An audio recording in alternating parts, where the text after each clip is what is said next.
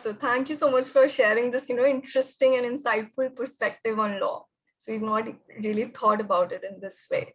So just doing a quick introductions, we have with us Professor Dr. Azim Khan, who's the Dean of Vijaybhoomi School of Law at Vijaybhoomi University. He has more than 22 years of academic experience in teaching, research, and administration of various interdisciplinary programs for university in the USA and India. He studied human rights and international law at the University of London, AMU Aligarh, and Lucknow University. Professor Khan brings his vast exposure of liberal education to the area of transformative legal educational leadership at Vijaybhoomi University. As a passionate community worker, he co-founded a CBSE accredited school in his district in Uttar Pradesh, and he continues to be an active part of various civil society initiatives in the field of law, education, public health, and youth leadership. So welcoming you, Professor. Thank you, Soumya. We have with us Ms. Avani Bansal, who has finished her master's in law from Harvard Law School and bachelor's in law and MPhil in law from University of Oxford. She is currently practicing as an advocate in the Supreme Court of India, New Delhi, and is founder of an eponymous chamber, Avani Bansal Chambers, ABC. She had earlier worked with senior advocate Harish Salve. She won 8 gold medals at Hidyatullah National Law University, Raipur. At Harvard, she received the Dean's Award for Community Leadership and was elected LLM class representative. At Oxford, she presided over Oxford Lawyers Without Borders while being an associate editor with the Oxford University Commonwealth Law Journal. Avani is passionate about gender issues and women rights in India. She is the founder of a legal awareness drive. She presents Hamara Samvidhan on the Wire, a weekly show where she explains the Indian Constitution in Hindi.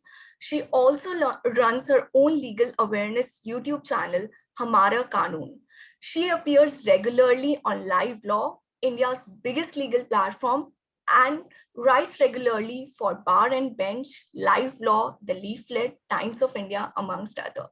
She is also a TEDx speaker. She has authored a book, Life at Law School, which is published by Eastern Book Company, wherein she shares her experience of 8 years spent at law schools, including Oxford and Harvard. She is also currently the Vice President of All India Professional Congress, Delhi State. So welcoming you, Ms. Avani. Thank you, Soumya, for that very kind introduction. Thank you. We have with us Mr. Prikshit Dhanda from Mindler. He's professionally trained from Harvard University and one of the leading life coaches, motivational speakers, and career coaches in the country. With over 20 years of experience, he has mentored and trained more than 2 million students across domains and regions. And understanding students' aspirations along with their aptitude and motivating them to achieve excellence has kept him busy for more than 2 decades. So welcoming you, Mr. Prikshit Dhanda. Thank you, Soumya. Sure, just a quick announcement. So we have a 1 free career counseling session for all the students. So keep writing in the chat, and the student with the most relevant question will be given a 1 free one-on-one career counseling session with our career experts. Over to you, Mr. Prikshit Dhanda. Thank you so much. Soumya has already welcomed Professor Azim as well as Ms. Avani, but I would also take this opportunity. I'm so obliged that you are here with us, and I hope we'll have a great session. And Avani, when they were reading your short bio, I actually thought that they're not reading one bio. They've kind of goofed up and they've picked up 5 or 6 bios together, right? My God, 8 gold medals.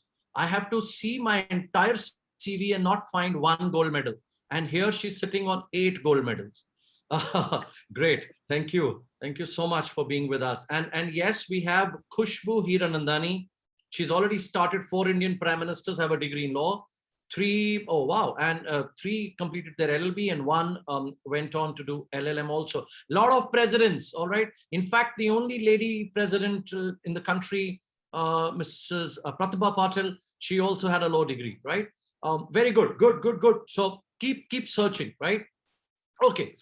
By the way, a gentleman called Mr. Rudolph Giuliani, very famous name in the world, a federal prosecutor and the New York mayor, and of course the lawyer to the president, our favorite Donald Trump at that time. All right, let's see. So lawyers are everywhere. You can't run away from them.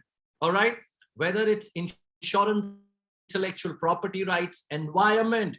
If you're covering the Britney Spears controversy, lawyers will be everywhere. Whether it is family, consumer law, insurance, criminal, civil rights, personal injury, bankruptcy, employment, corporate, communication, media. By the way, there is a lot of discussion on that Twitter has lost its immunity. That's another legal thing that we are discussing. Whether we are talking about competition law, alternate dispute resolution, whether we are talking about mergers and acquisitions, policy, public policy, conflict resolution, whether it's UN, ADB, world, wherever across the world, constitutional law, states going to the Supreme Court, you cannot escape one word that is called law. Right? So my dear guests, my first question to all of you, to both of you, when we are talking about law, now law at one point of time was looked at as very basic criminal law, civil, family, and so on and so forth. But today, it's like you see hundreds and hundreds of specializations as far as law is concerned. So my first question to both of you, let's start with Professor Azim here. Where do we see law going in the future? Thank you, Mr. Parikshit. Law has had a very interesting, the field of law has had a very interesting journey. If you look at, like, you talked about prime ministers, president. If you look at freedom movement, it was, massively led by lawyers. In those times, they used to be bar at law degree. They were barristers. They were called barristers. And we got independence, and then we got our own constitution, and very soon we had very important civil liberty cases, and our courts, our judges had one way of interpreting law and constitution, but slowly and gradually our law education, our training of lawyers, in the exposure of judges and the influence of American judiciary and judiciary of other places, gain momentum. And then you see Justice Bhagwati coming up with, Menka Gandhi versus Union of India case, famous case, and then reversing what Supreme Court especially had done in ADM Jabalpur versus Shivakant Shukla, or A.K. Gopalan case, that was very important civil liberties related case. And then we saw a kind of cool breeze, in the form of Justice Krishna Iyer, who brought a lot of, great jurisprudence to constitutional law or constitutionalism. And, we also had judgments, various judgments where right to life was interpreted more liberally. Our judges, judiciary, and lawyers, actually, they work together. And we saw, an era of public interest lawyering. And then when we went into late 80s and early 90s, there were this liberalization, privatization, globalization happened. We saw again a lot of changes because international trade law started emerging, and then we were trying to understand our lawyer fraternity, our judges were given a lot of refresher and orientation courses to these new changes. And then we saw technology disrupting everything. So we had to frame cyber laws. We had to frame information technology law. So this, if you look at a legal field, it is constantly changing. The way our society is changing, the way various professions, industry, business, transactions are changing. So laws are also changing, and laws can't be static. So you look at lawyers like Avani and other people, like, these are like contemporary finest brains that are, I mean, like, for example, Avani is not a fresh lawyer. I mean, Avani has spent significant amount of time in court, but it's still like, she is not considered as senior lawyer in the Supreme Court. But I mean, the whole, this pandemic, if you look at what pandemic did, I mean, a lot of senior lawyers in the Supreme Court or in various courts were challenged by, use of technology, like, how to conduct virtual court hearings. And probably our, younger colleagues or colleagues like Avani and other people, they were far better in terms of adopting to technology, adopting to new ways of conducting profession. And you see that, this is not the case with people who were trained traditionally or who could not cope with the technology. So, this profession is moving very quickly towards, where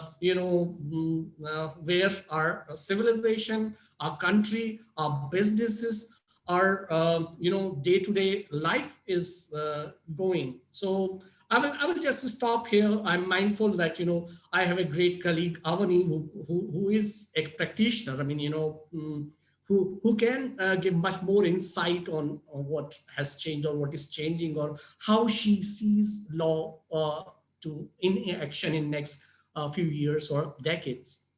Over to you, Parikshit. Thank you. Avani, I am a young student. I am 17 or 18. I could be in class 11th or 12th, all right? And I want to look at law as an amazing opportunity. Can you think of me as a 17 or 18-year-old and tell me about this profession? Yes, thank you, Prikshit sir. I want to begin, as they say, at the end of the lecture, the professor asks, so what is the moral of the story? Or what's the takeaway, right? But when I imagine 17 or 18-year-olds, I also imagine them not paying attention for the entire duration of the lecture. So I want to do something different. I want to give the students a takeaway at the beginning. So if students hear this and then they doze off mentally, they should remember this one thing that I have to say, through your platform. And it is this: as long as you aim to be the best in your field, and when I say the best, I don't mean better than the student who's sitting on your left or on your right in your classroom. When I say best, I don't mean with all the students or amongst all the students in your school or college. When I say best, I don't mean to be the best in your city or even in your state. When I say best, I don't mean to be the best in your country. When I say best, my dear young friends, I want you to aim high, to be the best, the very best that you can be in your field at the world level. Now, sir, allow me a moment of indulgence. I was at law school, Hidayatullah National Law University, Raipur. It's a relatively lesser known, now it's much better known. At the time, it was, lesser known national law school in India. And I never wanted to, I come from a small town. So I told my parents I'll go anywhere to study law except for a small city. And Raipur at that time, was still growing. I said I wanted to go to Delhi or Bombay or Bangalore, right? But anyhow, I only got through HNLU and I topped all India entrance rank at HNLU. I was ranked #1. A CLAT only came in much later. And nowhere else did I made it. So I think, okay, this is my destiny. I have to go here, right? Now, in my second year, a senior from law school asked me a question. And that's a question I want all of your students to ask themselves today, right? What do you think are the average number of pages that a student at a world, famous or like a Ivy League school student reads on an everyday basis? A law school student from Oxford or Harvard, at that time, I didn't know about these places, right? My senior asked me, how many pages do you think do they read on an average? Or how many words, right? And I said, 50. I thought I'm reading 25, so maybe they're reading 50. And he said, think more. So I pushed a little harder and I said, maybe 100. And he said, they on an average read about 500 plus pages on a daily basis, right? So my point is that as long as you aim to be the best in your field, there is no competition at the top, or put differently, there's always room at the top. Now, on your question about, what is special about law? I think of these lines of the famous sociologist Max Weber, who said, I am not an ass and I don't have a field. So you can't imagine कि इसको खूटी पे बांध दो और ये जितना घूम पाएगी यही इसका field है. And that's the beauty of a legal profession. You go to an engineering college, your syllabus is more or less defined. If you go to a medical student or a medical college, your syllabus is more or less defined. The beauty of law school, Parikshit sir, as you know very well, is that we don't have a field. Let's say I'm practicing in the Supreme Court. I know nothing about music. And tomorrow, let's say somebody, Gulshan Kumar Company, right? Or the famous music companies, or Sanjay Leela Bhansali comes to me and says, I'm making this music and I'm facing copyright issues. Somebody has done some similar music before. I will have to study the ins and out of music law and I should be able to defend it. So for us, the world is an oyster. You pick up a newspaper and just ask yourself, how many news in your daily headlines belong to the law? There is no issue that doesn't end up at the corridors of the Supreme Court. So simply put, law is everywhere and that's the scope of it. But I know we are still in the introduction phase. I want to just add one quick thing and then stop there. A lot of students think, sir, that if you pursue law, you will end up becoming a lawyer, right? Easy. Tariq pe tariq wala vakil, right? Or maybe these days a corporate lawyer, right? Big fat check. We are 4 siblings. I'm the eldest. All 4 of us have studied law. I'm the only one practicing it. My younger sister did her master's from NUS Singapore. She was a dean's scholar. And guess what is she doing now? She is a makeup artist. My third sister did her law and now she is into fashion designing. My brother did his law MBA and is now in real estate. The point I'm saying is, for the generation which is here in this room, it is not black or white any longer, right? You could study law and be the topmost chef in the country, be the topmost musician. But my dad always said, वकालत आपको अपने अधिकार के लिए लड़ना सिखा देती है. Once you know how to stand for your own, you stand where you want. You're the king or the queen. Very well put, Avani. Thank you so much, Professor Azim. And Avani, that was brilliant. And just to add to what Avani said, okay, you all heard her loud and clear. Number one, there were these very straight signals, right? One is voluminous reading, right? Second, apne adhikaron ke liye ladna. It's that negotiation, knowing your rights, awareness. Just like, I always say psychology is a subject which all of us should look at. Law is one of those areas which all of us should know, right? Next is, now Avani has talked about that with law, it is not just that you do law and then you wear your robes and then your collar and then you walk into a courtroom. No, it's not just that. With law, she has talked about, with law, I can take it to sports. I can take it to entertainment. It can be a Spotify or a Deezer problem. It can be an internet jurisdiction problem. It can be a state versus the central government. It can be personal injury. It can be, I can be part of the corporate, or forget about all that. I can be, after law, whether I go do an LLM or a civil services, or I'm a practicing lawyer, or I do chamber practice, or I work as a legal manager, moving on to AVP, VP, director legal with companies, or I work with into the intellectual property rights as in the copyright, patent, design, whether I look into gaming, cyber, IT, I'm just saying, you can go and do anything. Law can be combined with chartered accountancy, CA, CFA, all those things, law and MBA. Law and publishing, law and writing, law and teaching. So there is no end to what you can do. I mean, so much. Okay, but I'm coming back to you with another question. Now, someone has asked in the chat box, what do I have to do? From what stream? Dear students, before I ask this question, you can be from science, commerce, humanities, any stream. All right. A lot of people think, oh, I have to be from an humanities stream only. You can do BSc, LLB, BA, LLB, BCom, BBA, anything, BCom, BBA, BA, BSc. There are more combinations, okay, in India. And we are not talking about anywhere else. We're right now talking about India. So then someone says, so what is like, do I need to have legal studies with me as a paper? No.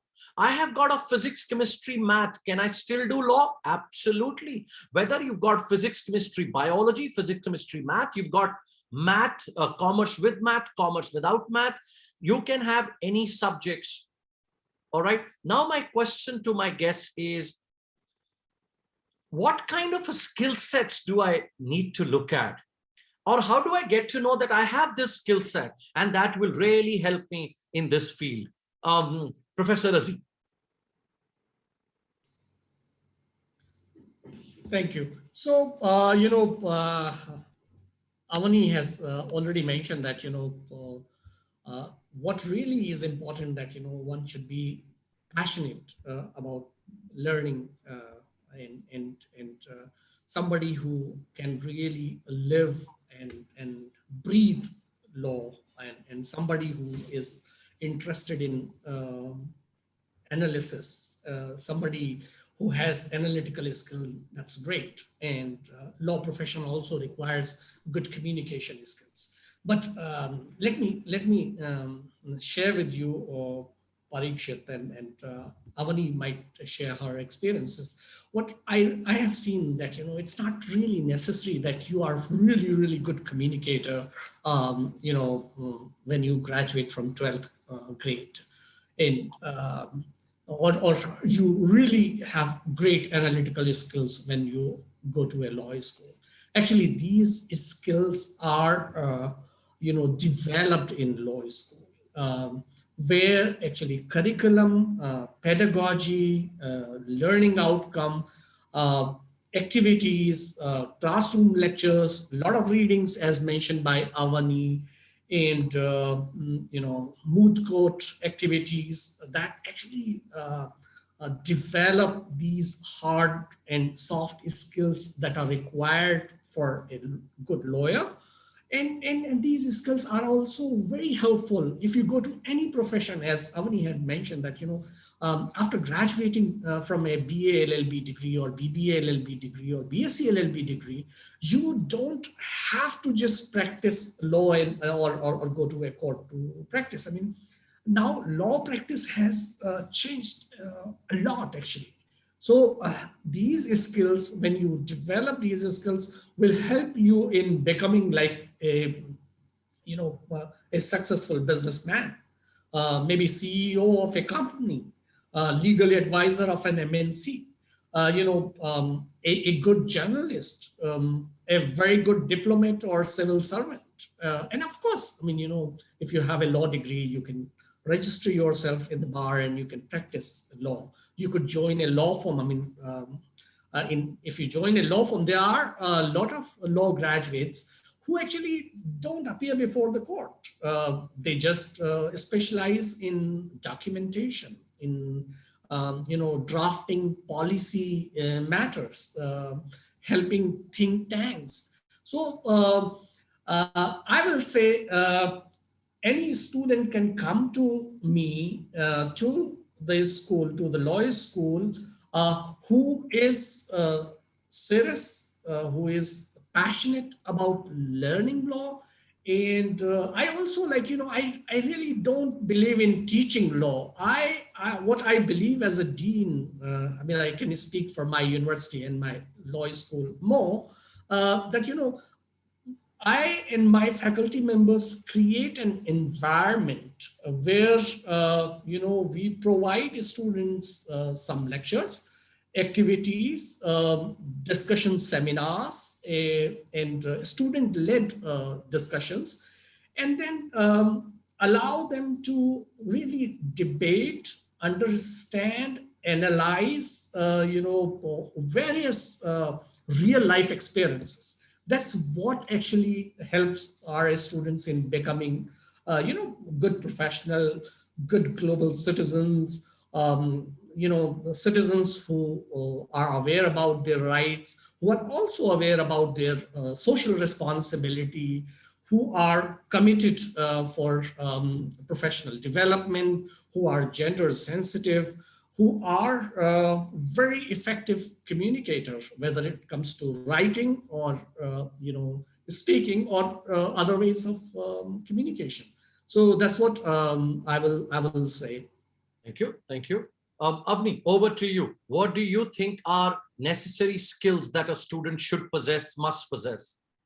Yes, thank you. That's a very important question and one that gets asked very often. Now, I want to say, what is that one thing that law school teaches you? It can be any law school. What's that one thing? Now, in 5 years, you may read very many subjects, you may do a lot of curricular, extracurricular activities. But the one thing that a law school teaches you is this: how to think like a lawyer. Now, what does this mean, how to think like a lawyer? It means how to think differently from a lay person, a common man or a woman. For example, let's say somebody around you is narrating a story. You may not have studied law, but you have a good mind for the law if you know how to ask the right set of questions. Somebody says, here is a story, this is what happened, and you say, but it was nighttime. How did the person see? You're thinking about evidence. Somebody says one thing and then jumps to another. You says, but A doesn't prove B. You're talking about logical analysis. Somebody says the law of the country is this, but you know what? That person was caught and put behind bars. You says, but how can that happen? There needs to be a certain procedure followed. You're following what we call legal aptitude. So thinking like a lawyer. Now, in that phrase, there are very many things that can be combined, right? You need to have logical aptitude, legal reasoning. You need to be an extremely hard worker. I mean, my dear friends, if you want to make quick money, I tell you, law is not the profession to be in. Law profession, I'm talking about especially litigation, right? Requires a lot of patience, a lot of grit, a lot of perseverance, an open mind to learn. When you go to law school, and especially if you're first generation lawyer like me, one sutra I tell all my students is that if you're thinking law school will teach you something, you're wrong. Of course, its job is to teach you how to think a lawyer, but do not rely on a law school for your legal education. If you think I'll go with a senior, work with him or her, you're wrong. The world is a teacher. The question is, are you willing to learn? So today, when a lot of law students, from non-national law schools or national law schools apply to me for an internship or for a job, some of them will have a better CV in the sense that they would have very good academic performance. They would have done a lot of different things. They would have exposed themselves to the world. They would have thrown themselves into opportunities that tells me they are street smart along with being academically smart. And that's what lawyers need to be. But what I see above all is that does this person have the right attitude? There are some students who come and say, मुझे सब कुछ आता है या मुझे आप सब कुछ सिखा दीजिए. मेरे पास इतना टाइम नहीं है, मुझे अपना काम भी करना है, सारे वकीलों को काम करना है.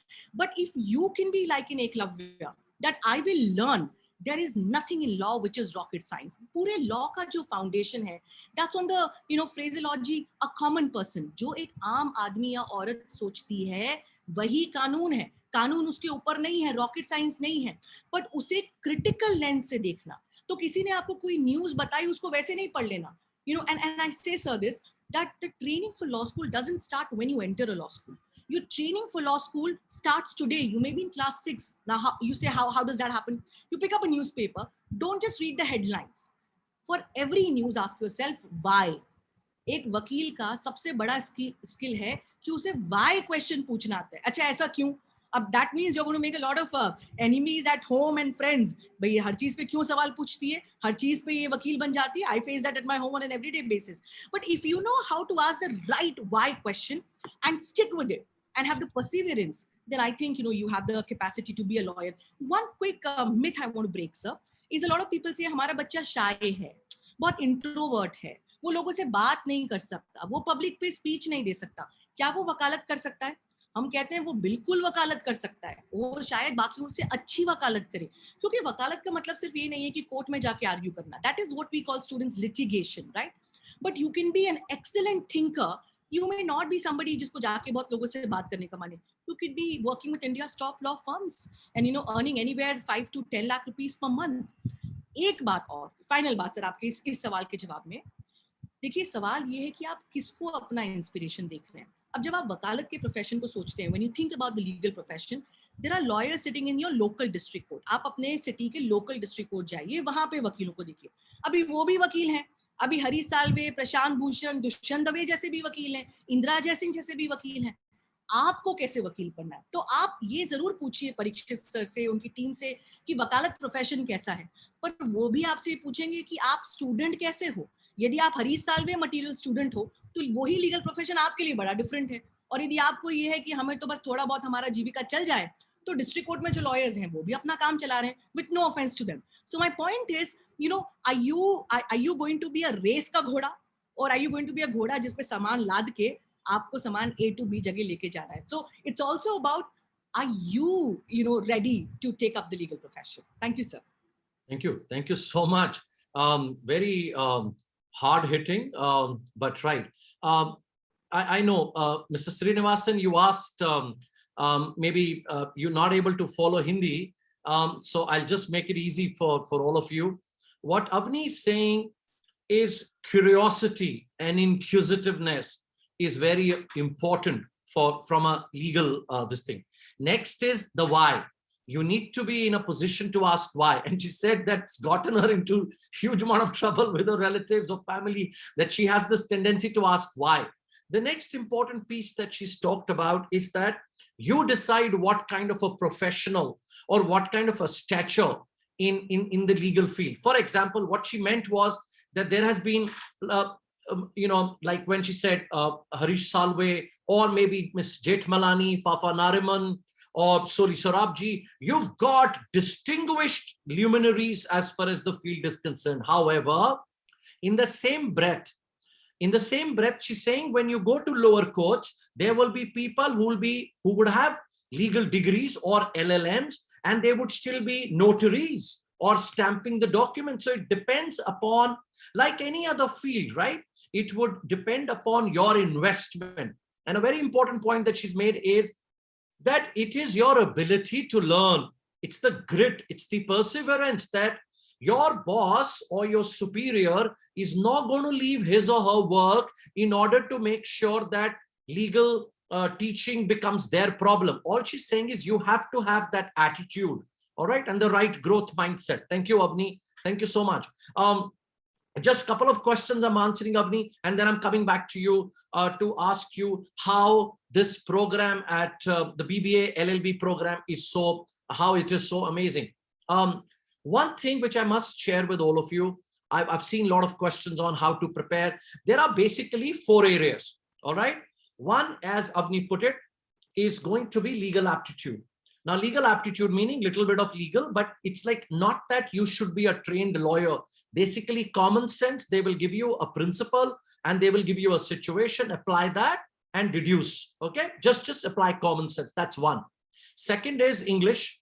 English, tremendous, basically 3 areas: vocabulary, reading comprehension, and grammar, all right? And then we have something called a verbal logic, critical reasoning. That's very important from a legal perspective. Then you get into something called mathematics. Mathematics in certain is very basic, okay? Very, very basic. So legal aptitude, reasoning, mathematics, GK. GK meaning static, current, okay? So this is how a CLAT or a ALET exams or an SLAT like you've talked about. And we will now also ask how does Vijaybhoomi recruit students. We'll go there also, all right? But as far as this preparation is concerned, it is not like you need 2-year preparation for a JE or a medicine. This can require about 3 to 6 months preparation to crack any good exam. However, the point is general awareness and English is a way of life, right? Next. So, Professor Azim, question for you. You have a BBA LLB program in your university, right? How is it? Can you tell us the USP of that program, please? Yeah, first let me introduce the model of Vijaybhoomi University. It is first liberal professional university. Okay. So we are capitalizing on what we have learned in our more than 25 years experience in higher education. I'm talking about the promoters of Vijaybhoomi University. They also have other schools and colleges. And a team of experts realized that the way higher education is set up in India, lot of students, I mean, when they are in grade 11, 12, they don't really get the opportunity to truly, look at what really they are passionate about or what really they want to do. So we rely on Howard Gardner's multiple intelligences theory, and we use these tests to ensure or that a student goes to the right kind of course, and we have T-shaped learning systems in our curriculum, pedagogy, learning outcome, etc. So in the first year, all students who come to BBA LLB, they are mostly studying subjects like economics, business studies, accounting, design thinking, data science, or artificial intelligence. So we want our students to actually take these courses, L1 courses, that's how we call, to give them a solid foundation.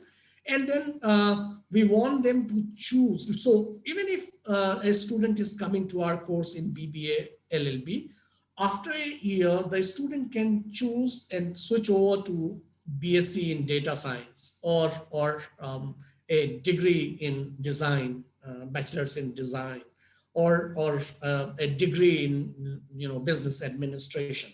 So we are working very much on similar lines to what American higher education allows you. In the freshman year, you just study, you go shopping, and you take various subjects, and you are figuring out. And then second year is your sophomore year. You still have some choices going to different streams and schools. And then junior year, you decide what you are specializing. So in Vijaybhoomi School of Law, you decide about your specialization at level 3, and before that you do hard subjects like if you have chosen law, BBA LLB, then you will be studying law subjects mostly.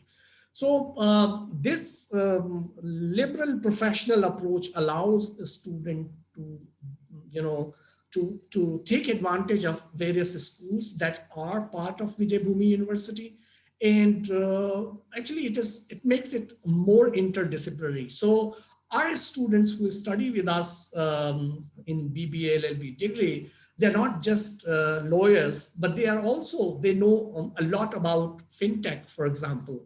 They know about artificial intelligence and its role in practice of law, or laws related to data privacy, or for example our lawyers who are graduate of our university, they are taught and trained in design thinking. And then all of us know these days that design thinking is a great way for a solution oriented approach, and it also helps in actually client counseling. I mean, if you're a lawyer, it helps in organizing your company, if you're working as a legal advisor or law officer of the company. So we are using these modern approaches to study law to train lawyers for say 25, 30, and so on. Because law practice, I mean, when I went to law, I mean, my law school and Avani's law school was so different. I mean, I had a chance to work with and in various capacities with two great, I will say three great legal luminaries, Professor Upen Bakshi, then N.R. Madhav Menon, and most recently Professor Faizan Mustafa. We are trying to trying to use this approach of liberal education to provide or to develop a lawyer or a law graduate who is fit, better fit for the job. I mean, law schools, national law schools have been great, like, in producing very good lawyers and corporate lawyers and legal professionals. But the limit of national law school, what I see is that, they don't have, for example, a school of humanities. They don't have a school of science. They don't have a school of, like, design.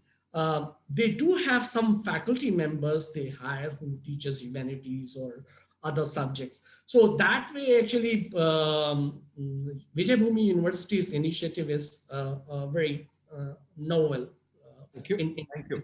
education field. Thank you. So you've thrown a lot of light on the USP of the program. You've also talked about the liberal framework. Right, great. Thank you. Avani, question for you. I believe Shruti asked me that question somewhere. 1 second. I think it was Shruti only. Yeah. What are the advantages or disadvantages of being a female in the law sector? Okay, I'll just take the liberty to answer in 2 lines, and then I'm giving it to you. Please share your experience here. Shruti, there was a time, if you ask me about 15, 20 years back, if as a young girl of 17, 18, you'd gone to your parents and said, I want to make a career in law, maybe there would have been raised eyebrows to say, no, we are not sure. But what the national law schools and, of course, like, other institutions, some phenomenal institutions in India, and a lot of students have asked me, Parikshit, should we be looking at law in India, or should we go look at the Western world? I always tell them, as far as India is concerned, we have the most premier law schools, at least in Asia, if I can talk about, right? That's one. Second, if you look at the batches, whether the national law schools or premier other private institutions that are offering legal education in India, you would be surprised to see the amount of girls or young women in those batches. All right. Avani, over to you, please. Thank you, Parikshit sir, and thank you for taking that question in particular. I wanted to answer that question when I saw it in the chat box myself. And actually that question is asked by Shruti and Ananya. So, but I am thinking to myself, how honest should I really be? Should I be diplomatic or should I be crudely honest? I think probably I'll be crudely honest, because this is your platform. I can afford crude honesty. The truth is that, see, I don't want to show anybody a rosy picture, okay? The legal profession in India, just like most of the other professions except a few, but especially law, remains a male dominated profession. That's just the fact of it, okay? And the reason I call it a fact is because the word fact, my dear students, have a different meaning when we talk about law. When we say fact, we mean that it is something that we can back with evidence, okay?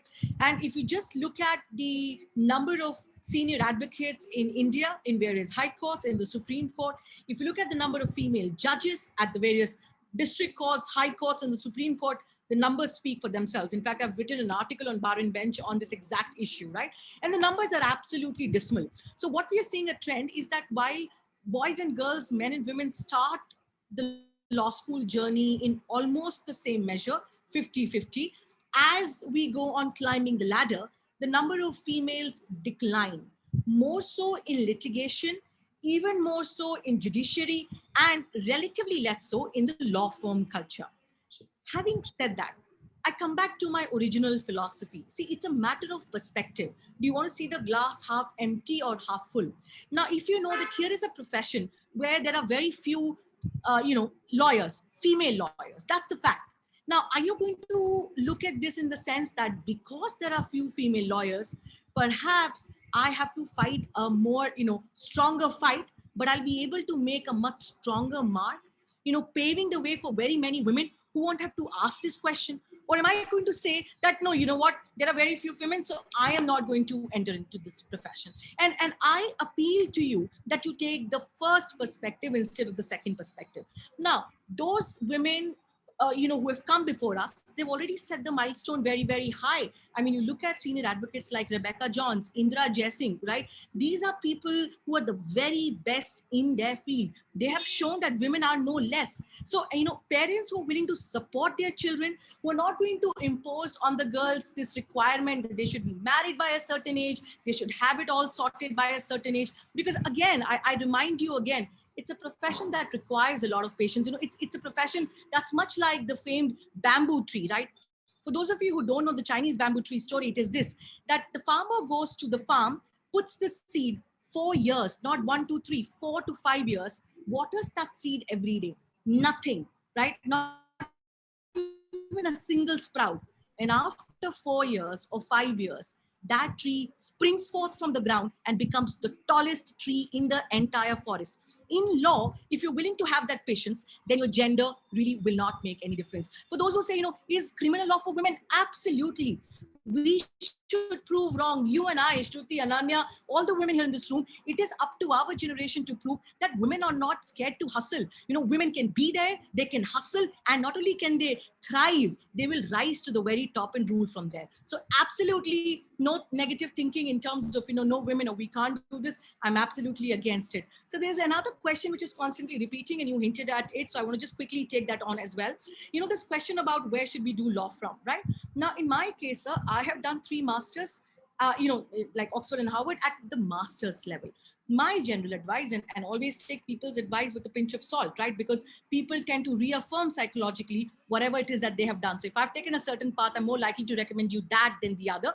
So with that caveat, I would say that whenever you want to practice, whichever country you want to practice the law in, that should be the country from where you do your first degree. If you want to practice in UK, you want to practice in the US, do your first degree in law, namely the JD in US, from the US, because your first degree in law is a foundational degree. Masters gives you a certain niche. It gives you a certain specialization. So for specialization, you can go to other countries. So for those of you who want to eventually come and practice in India, my advice would be do your first degree in law. There are very many good universities, national law schools and non-national law schools. And for your masters, go abroad. But if you want to practice in US, then I would consider, suggest doing your LLB or your, simultaneously your JD from the US. Thank you. Thank you, Avani. When you say, can I be brutally honest? I think in the last 40 minutes or 45 minutes that we've been here, we expect you to do that only and nothing else, okay? So thank you so much. Professor Azim, my next question to you is, what kind of activities, like you've talked about the entire model that your university follows. Can you tell us what about international exposure, whether it's internships or international collaboration? Can you throw some more light on your university doing that, please? Sure, Parikshit. So Vijaybhoomi School of Law and Vijaybhoomi University, they have partnered with higher education institutions in Australia, UK, US, and Singapore.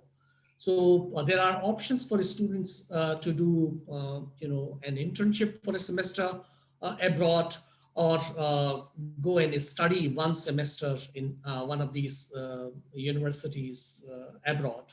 And, we have made it in a way that students get international exposure, and especially these days, a lot of students, they're looking for this kind of exposure.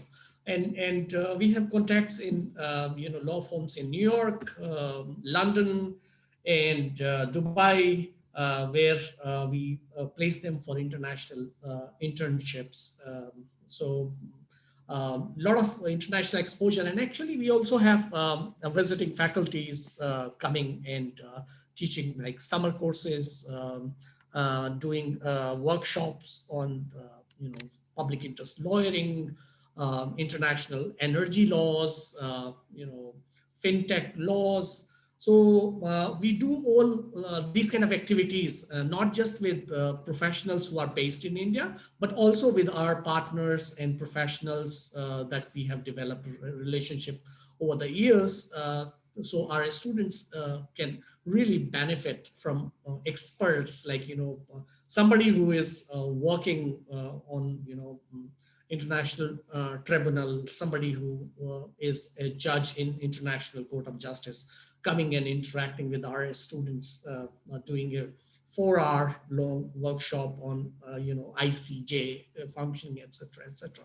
So we have, this way we are putting a lot of effort in developing experiential learning activities, tools, mechanisms, and I myself come from a very strong experiential learning background, having worked with US University for more than 14 years. And of course, I was, Avani was so right. I mean, I did my first degree here in India, a law degree, in master's, in London. That made a lot of sense, actually. And I just second what Avani said on, what I will advise my students, not just because, I am dean in one of the Indian law schools. That's why I am advising. I mean, if you plan to practice in India, or if you have idea of studying and coming back to India, it is better to have a first law degree in India, and you can still get a lot of international exposure. And as Parikshit has already mentioned, that there are plenty of good law schools and universities in India as well. And things have changed in last 10, 15 years. If you look at, legal education in India, and I'm pretty sure that next 5 years will be much more, revolutionary in terms of legal education. Thank you. Thank you so much. Avani, a quick question for you. When we talk about, a lot of people understand law only in a limited way. It's corporate law, civil law, criminal, and, family law, basics, right? Or taxation law, right? Where are we going in the future? All right. Can you tell us what are the future possibilities, specializations? Okay, dear students, when you do your bachelor's in India, you definitely pick up your electives, but we don't have a concept in many universities of a specialization, okay? Of course, at your master's level, you will definitely get into specializations at the undergrad. So Avani, where do you see, for example, when we're talking about whether it's cyber, it's human rights, media law, sports, aviation, right? So can you throw some light on, what are the future specializations like? Yes, sir, I will do that. But before that, I want to talk about very quickly, in the context of your question, the two predominant schools of thought. So I don't want students just to believe in what I believe in. I want them to understand the field. There are two schools of thought. And there is a continuing generalization versus specialization debate. Now, the proponents of the generalization debate say you should know all the fields in law. You should be able to do a little bit of civil law, a little bit of criminal law, a little bit of family law, right? So you be a generalist lawyer, because, if you only know space law, but you can't advise me if I have a tax matter, what kind of a lawyer are you? Your family will say. So you should do a little bit of everything. That's one school of thought. The opposing school of thought is, the world of generalist is over. What is required is specialization. So right from your first year of law school, people will ask you, what do you want to specialize in? Now the student gets very perturbed, right? I don't know what are the different areas. I don't know what's the scope. How do I choose? Some people, just to kind of try and sound cool, maybe will tell you they are just doing AI law, right? They're just doing aviation law. And maybe they're actually doing it, not to pretend, but they actually believe in that second school of thought, the specialization school of thought. Now, my perspective on this is no either or, okay? No black or white. Let's do both. I always tell my students, why can't we do both? So my approach is, you need to be in the initial years of your practice, be a generalist lawyer. Know a little bit of everything. Because when you know a little bit of this and a little bit of that, you will be able to look at the holistic picture of law very, very comprehensively. At the same time, pick up one or two areas which, as I say, you can, over 25 or 30 years of a profession, at least establish yourself or aim to establish yourself as the world authority. Remember what I said in response to my first question asked by you. You need to be a world class or a world authority on something. You can't be a world authority on everything, right? So for example, in my profession, I am looking at developing a specialization in constitutional law.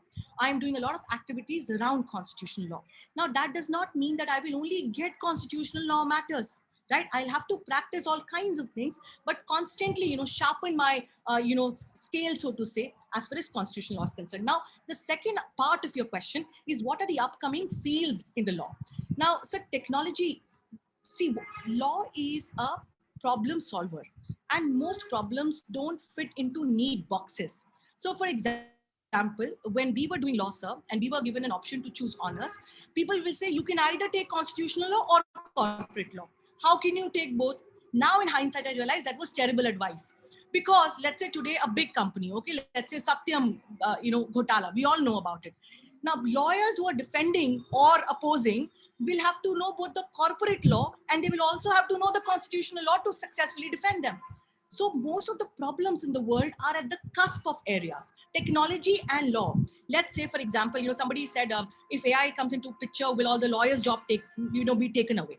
Let us assume the worst case scenario: AI does come into the Supreme Courts, and lawyers are losing their jobs. Now, those who will have to fight will have to know both AI and the constitutional law. You see. So my point is that you can be a specialist lawyer. There are people who work in, for example, sports law, people work in entertainment law, people work in internet laws, broadly speaking, or cyber laws, specifically speaking. So there are these upcoming domains where laws application is required. Another brilliant field, sir, is space law, right? India is still growing up. There are moot court competitions pertinent to space law. There are law firms pertinent to space law. For example, environmental law is still very much an upcoming area. So if you're somebody who has a very specific interest right from the very beginning, absolutely go for the specialization route. If you have no special interest, do not worry. You may still do fantastically. Go for the generalization approach. But if you think you want to be well known, you want to earn your bread, but at the same time, you want to be world class in one thing, take a midway, what I call the middle path of the Buddha. Be a generalist, but pick up one or two areas where you can also consider yourself, specializing over the years. Oh, thank you so much for sharing that perspective. Students, thank you so much for being with us. You see, you're getting to know, you're getting a lot of insights from our guests here. Professor Azim, quick last question from you. Can you tell us, if I'm as a student, whether I'm in 11th class or a 12th class student, and I want to look at Vijaybhoomi as my uni that I'm thinking of, where I want to do law. Can you tell us what is the process, the selection process and the eligibility process, please? Yeah, so admission process or the selection process at Vijaybhoomi School of Law, Vijaybhoomi University is pretty standard. Like, we accept students who have taken CLAT or SLAT, or we also have our own admission test. And we take this test, on following very similar pattern to what CLAT and SLAT are based. And then, we also do a interview. So usually I or a couple of senior faculty members are part of this interview panel. And we are not actually judging students or not looking at like how much they know, but we really want to make sure that we get right kind of students. And the students are, we also give students a chance to, if they have any questions, they can ask us. So they know what they are signing for, and our expectations, like, are well known. So it's a pretty simple process for admission, as most of the law schools or universities follow. Thank you so much. And one, if I can add an additional question before I go to Avani for her closing remarks there. Could you tell us, if I'm a 12th class student and I'm looking at your university, what advice would you give me? All right. What advice would you give me? And kind of something to motivate us so that we should be looking at your university. So I will say, reach out to us, email us, contact us, and then I think it will be a good idea to make an arrangement to visit our campus. I mean, we are, located in an ideal environment for study. And we have, if you look at our campus, we have a lot of sports activity. We have a school. Probably we are the only university that has a school of music, a true school of music. It is part of the Vijaybhoomi University. So when Avani was talking about copyright law of music,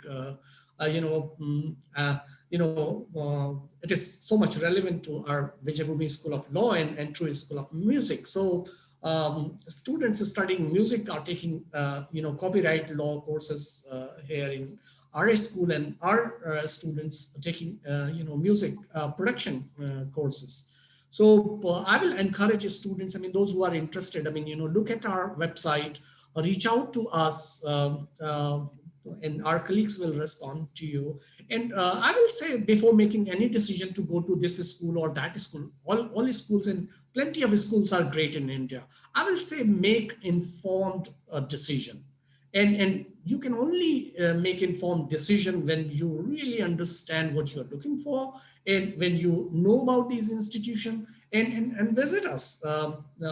Our university is always interested in like facilitating these kind of visits. And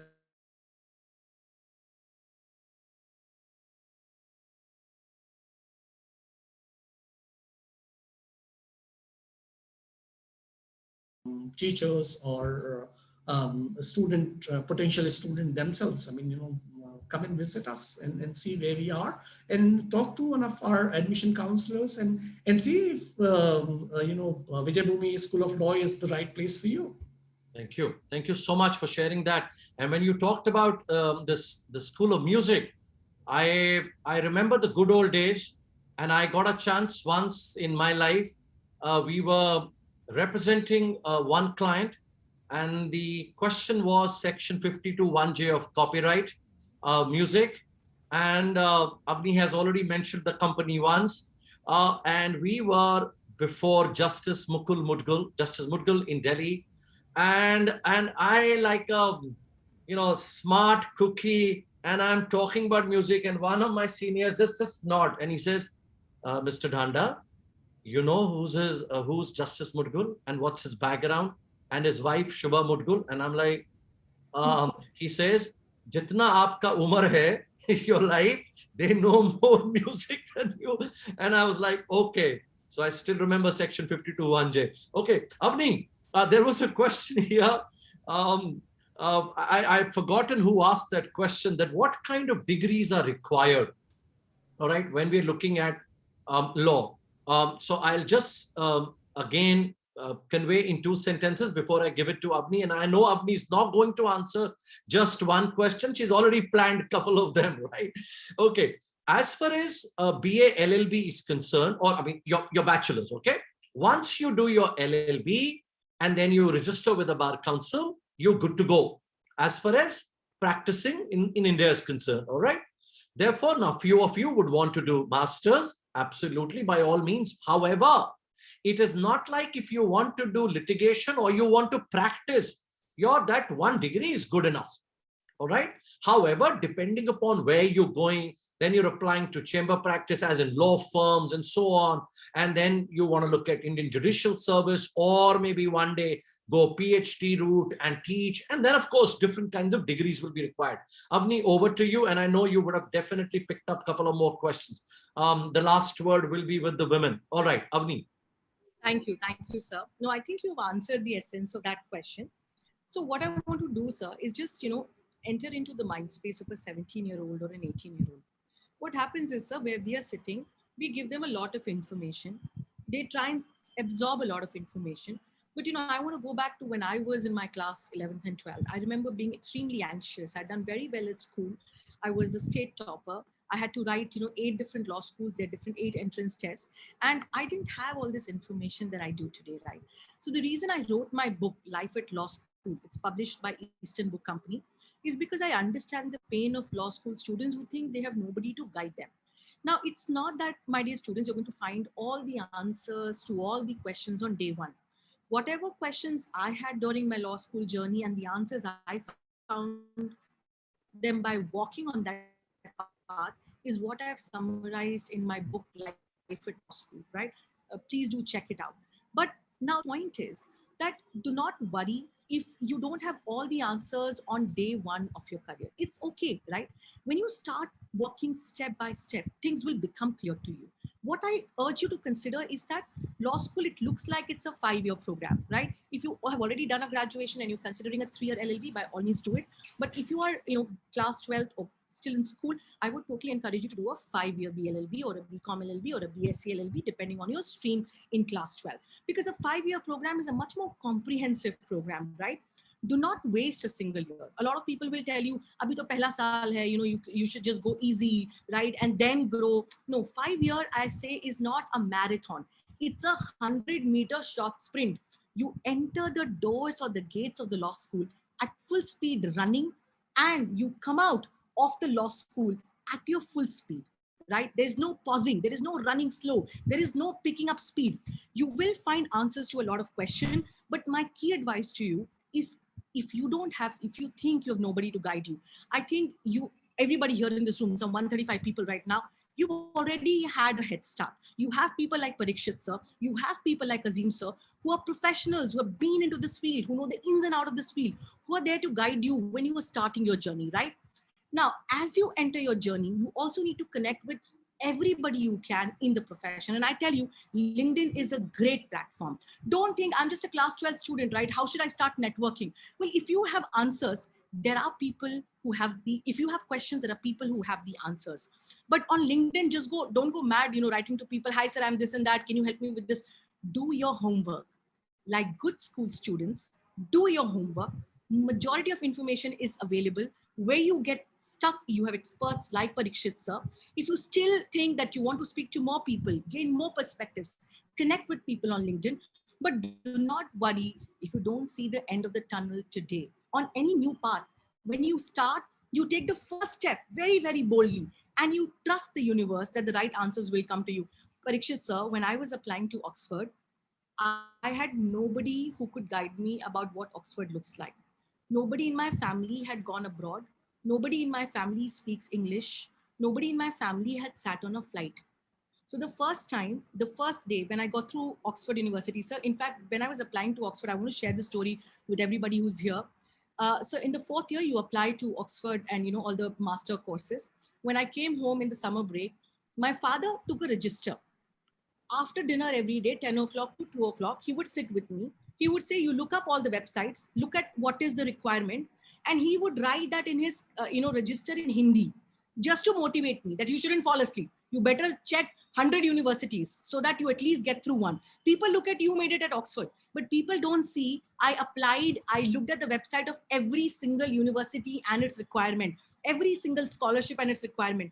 And because my father didn't, speak English or doesn't speak English, he made that, entire register of information in Hindi. After I graduated, everybody in my town who wants to go for my master's comes to my dad. My dad opens his register and starts telling them, this is the date, now this, now apply here, apply there. So the point is, if you're willing to, persevere, if you're willing to find out, I don't want to hear, ma'am, I'm a first generation, ma'am, I'm female, ma'am, I don't know this, ma'am, I don't know. Who's stopping you to figure out? And there are people, genuine people, who will help you. Because I have traveled that path, I understand the pain. But I hate students who come to me as a shortcut. Come to me with a well-formed question that you've done your homework on, and not today, even if you've not connected, if you connect with me on LinkedIn, even otherwise, till the end of your law career, you have a mentor, you have a friend, you have somebody you can take advice from. You are not alone. You already have Parikshit sir, you have Azim sir, and you have me. So 130 people in this room, you have at least 3 mentors for your entire life. Now go and kick asses. Now go and become the world's best in whatever field you choose. I'll stop there, sir. My God. Oh, and I know why, Soumya, I know why you're smiling, because people tell me you have energy. I mean, look at this million megatons of energy. Okay. Thank you so much. And we are so delighted to have Professor Azim. Avani, thank you so much. I can't tell you, if I was sitting on the other side as a 17, 18-year-old listening to both of you, I would be delighted, right? And thank you. Thank you so much, participants. I hope you've had a great time. And of course, you've got bits of wisdom and tons of insight from both our guests. Soumya, over to you. Thank you. Thank you so much, sir. And I think just summing it up, so with the right attitude and kind of having a feeling of standing for what's right is important, be it a man or woman. So anyone can pursue law. In terms of the stream choices, there is no restriction. from any stream you can pursue law, students. Thank you so much to all the panelists. And we would love if you could just check out the Vijaybhoomi University BBA LLB program, which is very, very interesting, liberal arts education based. Reach out to hello@mindler.com for any queries related to your career. Thank you so much. Soumya, 1 second. Have we shared any link with them if they want to directly look at the Vijaybhoomi details have been given? Yes. They've been asking for your email ID. So if you're okay, please feel free to share, or if not, then maybe they can go to your LinkedIn, this thing. And also they wanted to know, what is that book that you talked about? Life at Law School. The book is called Life at Law School. I've also shared the link above. It's published by EBC or Eastern Book Company. Oh, Life at Law School. Email ID, advocate.avanibansal@gmail.com. LinkedIn is the best way to connect with me. But I just want to say one caveat. Do your homework before you write to me. That's all. Yes, absolutely. And otherwise, you're going to get a brutally honest reply. Have you done your homework? No. It was nice knowing you. Write to me again. Thank you, Avani. Thank you, Professor Azim. Thank you so much. Take care, all of you. Be safe. Thank you.